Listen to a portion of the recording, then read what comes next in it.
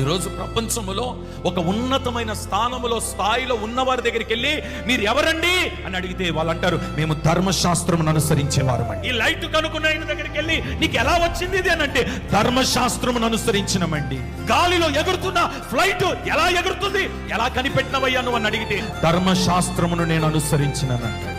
దేవుని వాక్యాన్ని అనుసరించు. వాక్యాన్ని అనుసరించిన వాడు ఓడిపోడండి. ఫోన్ లేకపోయినా ఇబ్బంది లేదు, ధర్మశాస్త్రం మాత్రం ఎప్పుడు నీ చేతిలో. కుమారుడా, ఈ రోజు నీ చదువును చూడట్లేదు దేవుడు.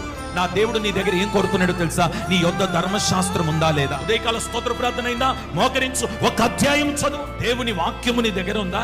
పరిశుద్ధ గ్రంథం నీ దగ్గర ఉందా? వాక్యాన్ని అనుసరించి నడవగలుగుతున్నావా?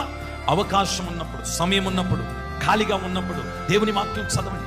దేవుని వాక్యాన్ని నీ చేతో పట్టుకోగలిగితే స్థాయిని స్థితినిచ్చి ఘనపరిచి గొప్ప చేయగలిగినది ధర్మశాస్త్రం అనబడిన దేవుని వాక్యము మాత్రమే.